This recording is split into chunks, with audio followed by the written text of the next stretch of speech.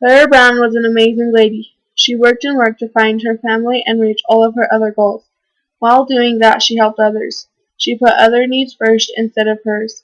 Clara Brown accomplished many good things. She didn't let anything stop her. It was never easy for Clara, but that didn't stop her one bit. Aunt Clara Brown was often called Angel of the Rockies.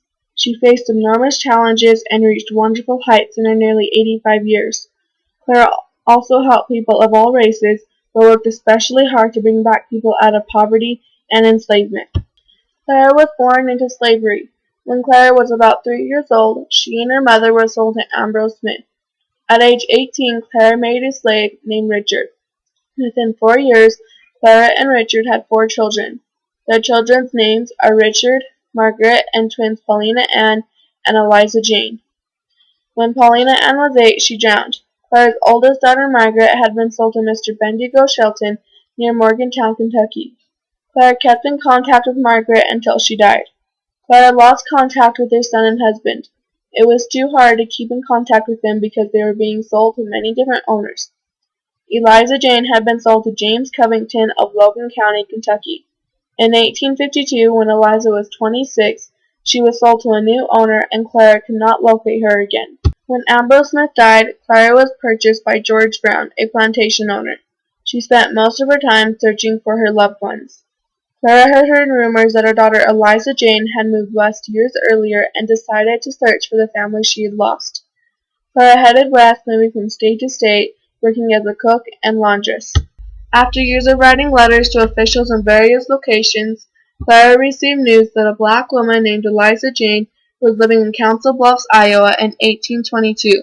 Eliza was about the right age to be Clara's daughter. Clara immediately traveled there to see if this woman was her daughter. Miraculously, it was her daughter. Clara worked for a family leaving for Kansas, but she was anxious to move farther west. She saved enough money for the trip, but blacks were prohibited from riding the stagecoaches. In April of 1859, Clara met Colonel Benjamin Wadsworth, who offered Clara a job in exchange for free transportation on a wagon train headed for Colorado. Clara didn't find any news of her daughter in Denver, so she followed the miners into town of Central City. She opened a laundry shop business for gold miners and also worked as a midwife, cook, and nursemaid. Clara made extra money by cooking and cleaning for the miners, working long hours, and denying herself any luxuries. Aunt Clara Brown founded the construction of St. James Methodist Church, and she was one of the founding members of the first Sunday schools in existence. Clara used her home as a school classroom. In 1879, Clara acted as an official representative of Colorado Governor Pitkin of Kansas. Many black people had escaped from the South and moved to black homesteads in Kansas.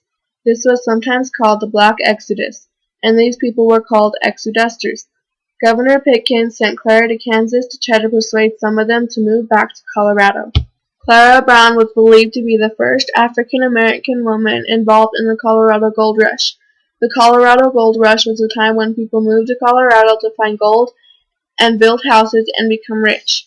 Clara walked the tiring 8-week, 700-mile journey, arriving in Denver in 1859. Clara Brown's family was separated by slavery. While searching for her loved ones, Clara found other family members. Clara and her family members made many sacrifices to find jobs and a place to live. She also helped family members move to Colorado, and those family members helped Clara after a flood ruined all of her belongings and her papers that proved that she owned property. Clara Brown's accomplishments were finding her daughter Eliza Jane.